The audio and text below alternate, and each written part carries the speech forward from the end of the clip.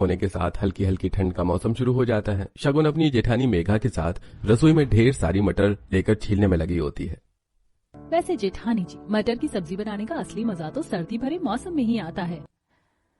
सच में सर्दियों के सीजन वाले मटर की सब्जी, पराठे, कचौड़ी, पुलाव खाए बिना ठंड का मौसम अधूरा अधूरा सा लगता है। और इतने हरे भरे मटर गर्मी के मौसम में मिलते कहाँ हैं? खैर, अब तो सर्दियां शुरू हो गई हैं, तो रसोई में भर भर कर हरी भरी मटर बनेगा।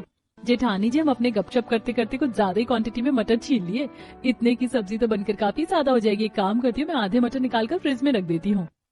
इतना बोलते हुए शगुन बर्तन में छूटे हुए आधे मटर को निकालने लगती है कि तभी उसकी सास शांति सर्दी से थर थर कांपते हुए पन्नी में टमाटर प्याज लेकर आती है।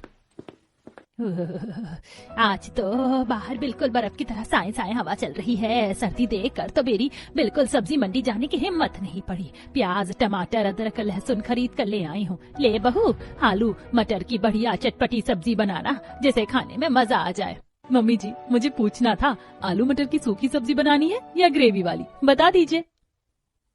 अरे शगुन बहू, मटर कम थोड़ी है जो तू एक ही तरह की मटर की सब्जी बनाने की सोच रही है। एक काम कर, आधे मटर की सूखी मिक्स वेज बना ले और आधे मटर की सब्जी बना दे। तेरे पापा जी को सूखी सब्जी खास पसंद नहीं है, वो तो खाने में तरीदार सब्जी मांगते, तो तू बाकी आधी मटर को आलू में मिलाकर ग्रेवी वाली सब्जी बना देना। जी ठीक है मम्मी जी। मम्मी जी, बता दीजिए, सब्जी के साथ रोटी बनाना है या चावल? मेघा जैसे ही शांति से रोटी चावल बनाने के बारे में पूछती है तो शांति मना कर देती है। अरे मेघा बहू, ऐसे सुहावने सर्दी के मौसम में चावल रोटी खाने में थोड़ी सही लगता है। वैसे भी तुम दोनों अभी चावल उबाल दोगी, लेकिन खाते खाते टाइम तक तो चावल बर्फ जितना ठंडा हो जाते हैं। ठंडे ठंडे चावल खाने में मेरे दांत सिहर जाते हैं। ऐसा करो, तुम आलू मटर की सब्जी तो बना ही रही हो, साथ में बढ़िया खस्ता मटर के पराठे भी बना लेना। शांति जैसे ही मटर के पराठे बनाने का मेन्यू सुनाती है तो शगुन शॉकिंग रिएक्शन से देखने लगती है। पर मम्मी जी, मटर के पराठे बनाने नहीं आते, बस सब्जी आती है बनानी। बहू, तेरी जेठानी तुझको सिखा देगी पराठे बनाना। अभी तुझे शादी करके आए 1 महीना ही तो हुआ है। तूने अभी हमारे अच्छे तरीके से खाना पीना देखा ही कहाँ है। अब सर्दियाँ चालू हो गई है ना, अब तो हरी भरी मटर सबसे ज्यादा बनेगी। सर्दी के मौसम में हरी हरी सब्जी शरीर को थोड़ी लगती है। चलो अब तुम दोनों फटाफट नाश्ता बना लो। छोटी बहू, मेरे लिए 1 कप गरम गरम बढ़िया सी चाय बनाकर कमरे में ले आना। इतना कहकर शांति कमरे में चली जाती है।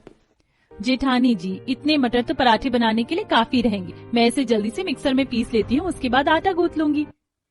देवरानी जी, इन मटर को मिक्सर में नहीं पीसना बल्कि सिलबट्टे पर पीसना पड़ेगा। पर जेठानी जी, जब घर में दाल मसाले पीसने के लिए मिक्सर अवेलेबल है तो सिलबट्टी का इस्तेमाल करने की क्या जरूरत है? और मुझे अच्छे तरीके से सिलबट्टा चलाने भी नहीं आता। देवरानी जी, बस यूं समझ लो, ये मिक्सर ससुराल में बस शो पीस में दिखाने के लिए रखा हुआ है, क्योंकि चटनी मसाले दाल वगैरह जो कुछ भी पीसना होता है वो तो मम्मी जी सिलबट्टे पर ही पिसवाती हैं। अपने ससुराल की रसोई का रूल रेगुलेशन देखकर शगुन को काफी ज्यादा अजीब लगता है, लेकिन अभी उसे ससुराल में शादी होकर आए हुए कुछ हफ्ते हुए थे, जिसके चलते वो बात को वहीं पर खत्म कर देती है। कोई बात नहीं जेठानी जी, मैं सिलबट्टे पर मटर पीस लूंगी। पर सिलबट्टा कहाँ है? देवरानी जी, सिलबट्टा रसोई में नहीं बल्कि बाहर खुले आंगन में लगा हुआ है। वो क्या है ना, अंदर सिलबट्टा होता तो मसाला वगैरह पीसने में काफी ज्यादा पानी पानी हो जाता है, तो बार बार बावर्ची खाना सुखाना पड़ता है। और इस तरह से कच्चा मटर तो सिलबट्टे पर पिसेगा भी नहीं। पहले इसे 2-4 सीटी उबाल लो। कुछ मटर को कुकर में डालकर शगुन उबालने के लिए गैस पर रख देती है और साथ में पराठे लगाने के लिए आटा गूंथने लगती है। रसोई की खिड़की से ठंडी ठंडी हवा के झोंके अंदर आ रही थी। हाँ, ये ठंडी ठंडी ताजी फ्रेश हवा, काश के पूरे साल इसी तरह हल्की हल्की ठंड का मौसम रहे, ना इससे ज्यादा और ना इससे कम, क्योंकि ज्यादा सर्दी पड़ने पर तो पूरा शरीर फ्रिज की तरह जम जाता है और ज्यादा गर्मी का मौसम भी बिना प्रेशर कुकर के आलू की तरह उबाल के रख देता है।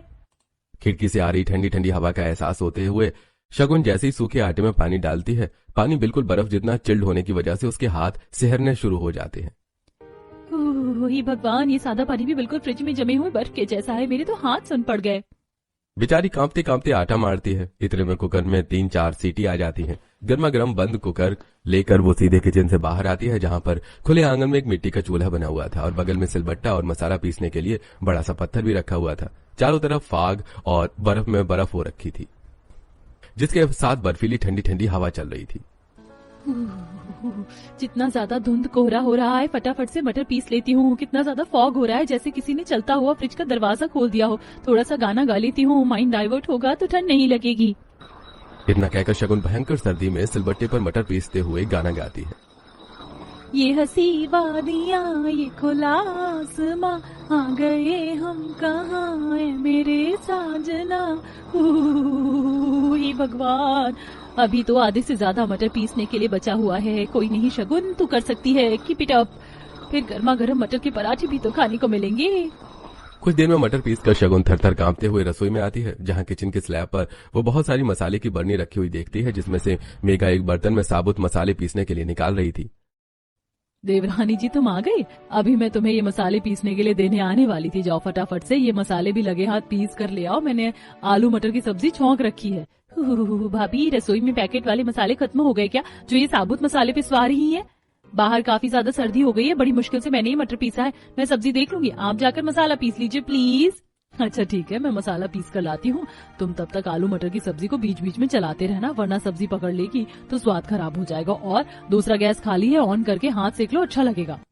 शगुन दूसरा वाला चूल्हा जलाकर हाथ सेकने लगती है।